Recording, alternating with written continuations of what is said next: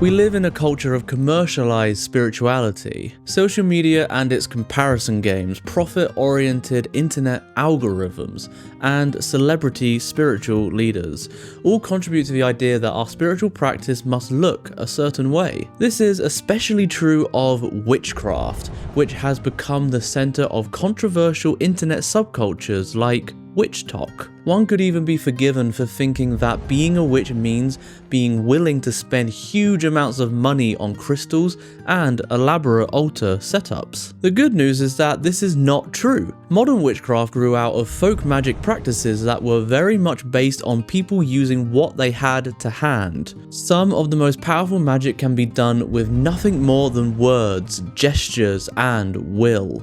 In this video, we have a few suggestions to help you make the most of your magical practice, even on a tight budget. Use what you already have. We've all done it. We click add to cart without checking our cupboards to see if we already have what we need.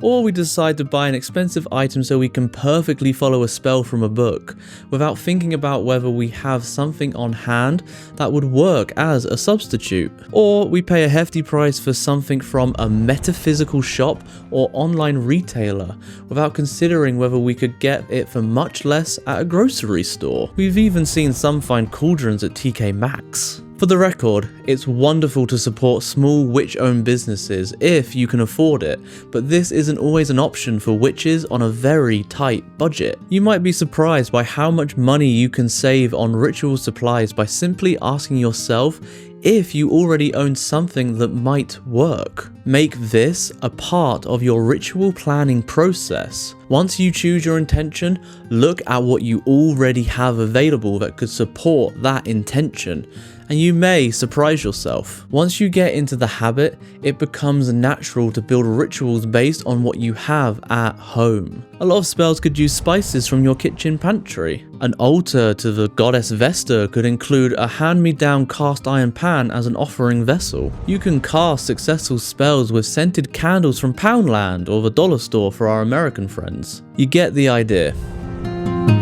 Forage for ritual materials.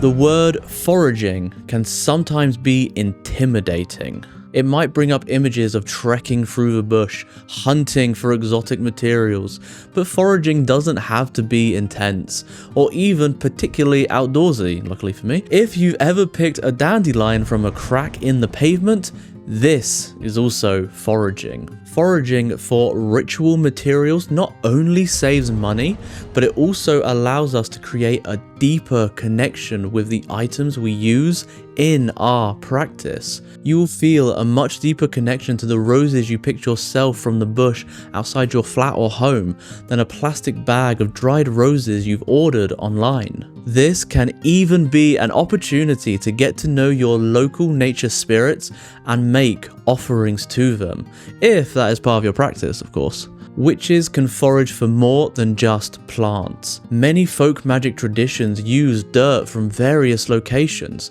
such as a crossroad or a graveyard in rituals. We have a video about that. Collecting this dirt is another example of foraging for ritual items. Two warnings about foraging before you head out to the local public park with a pair of shears and a basket. First, make sure you are practicing proper foraging safety and ethics. The last thing anyone wants is to poison their coven mates with misidentified plants. Second, make sure you are following your local laws regarding foraging on public property, whatever those laws may be.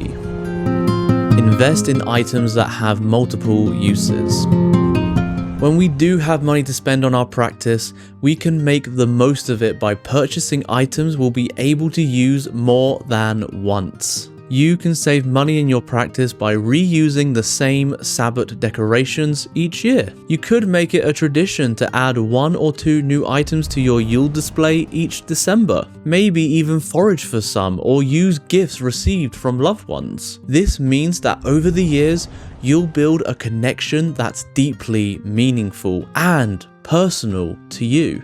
In our modern commodity-driven society, we sometimes forget that it's normal to reuse things. This may be controversial, but some witches also choose to use items for both magical and mundane uses in order to get their money's worth. Why not use the same dishes for ancestor offerings that you use to serve food to guests at a dinner party? A coffee table doubles as a spellwork altar.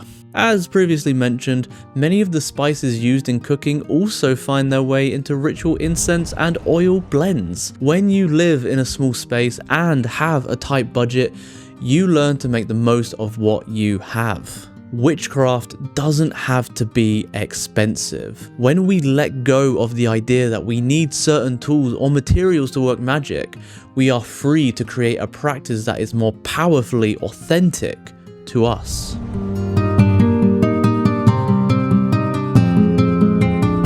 This article first appeared on our blogging site, The Pagan Collective. Dramatic voice. It was written by Sam Wise, author of Lavender Witchcraft, combining thorough research, hands-on practical exercises, and thought-provoking discussions to help queer witches and allies build a magical practice that is authentic to them. It's available from Moonbooks Publishing. Thank you so much for watching. Special thank you as always to our members. You too could become a member and gain early access to videos just like this one. Hit the join button for more information. Do it. I went very Palpatine there. Subscribe for weekly videos, ring the bell for notifications, and we will see you next time.